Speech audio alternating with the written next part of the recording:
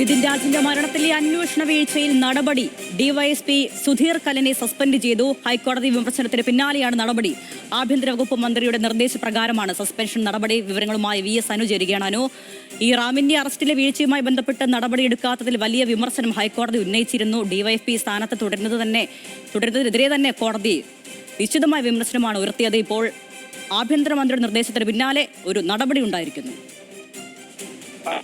രാജിന്റെ മരണവുമായി ബന്ധപ്പെട്ട് പല ഘട്ടങ്ങളിൽ ഹൈക്കോടതി പോലീസിനെതിരെ അതിരൂക്ഷമായ വിമർശനം ഉന്നയിച്ചിരുന്നു. പ്രത്യേകിച്ച് ഡിവൈഎസ്പിയുടെ നടപടിയിൽ, പ്രത്യേകിച്ച് ഡോക്ടർ റാമിന്റെ അറസ്റ്റുമായി ബന്ധപ്പെട്ട് നടപടിക്രമങ്ങളിൽ വലിയ തരത്തിലുള്ള വീഴ്ച വരുത്തി എന്ന അടക്കമുള്ള വിമർശനങ്ങൾ ഹൈക്കോടതി ഉന്നയിച്ചിരുന്നു. മാത്രമല്ല, എന്തുകൊണ്ടാണ് ഡിവൈഎസ്പി സസ്പെൻഡ് ചെയ്യാത്തത്, നടപടിയെടുക്കാത്തത് എന്ന ചോദ്യം പോലും ഒരു ഘട്ടത്തിൽ ഹൈക്കോടതി ചോദിച്ചിരിക്കുന്നു. ഏതായാലും ഇപ്പോൾ ആഭ്യന്തരമന്ത്രി രമേശ് ചെന്നിത്തലയുടെയും നിർദ്ദേശത്തിന്റെ അടിസ്ഥാനത്തിൽ ഇപ്പോൾ ഡിവൈഎസ്പി സുധീർ കല്ലനെ സസ്പെൻഡ് ചെയ്തുകൊണ്ട് സർക്കാർ ഉത്തരവ് ഇറങ്ങിയിരിക്കുകയാണ്.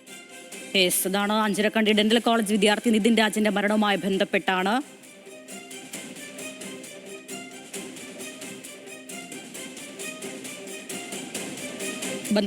ഇപ്പോൾ അന്വേഷണത്തിലെ വീഴ്ചയിലെ നടപടി ഉണ്ടായിരിക്കുന്നത്. അനു തുടരുന്നുണ്ട്.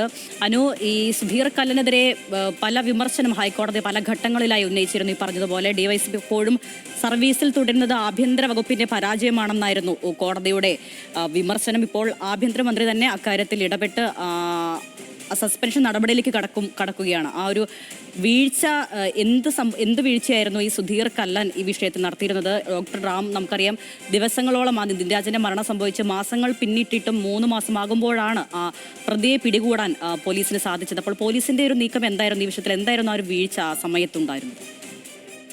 ഏറ്റവും പ്രധാനമായും നിതിൻ രാജിന്റെ മരണവുമായി ബന്ധപ്പെട്ട് തുടക്കം മുതൽ ആരോപണ വിധേയനായിരുന്നു ഡോക്ടർ റാം. പക്ഷേ ഡോക്ടർ റാമിനെ എന്തുകൊണ്ട് അറസ്റ്റ് ചെയ്യുന്നില്ല, അറസ്റ്റിലേക്ക് നടപടികളിലേക്ക് കടക്കുന്നില്ല എന്നുള്ളത് ഏറ്റവും പ്രധാനമായ പൊതുസമൂഹത്തിൽ തന്നെ ഏറ്റവും ഉയർന്ന ഒരു ചോദ്യമായിരുന്നു. ഇത് ഹൈക്കോടതി പലതവണ ചോദിച്ചു.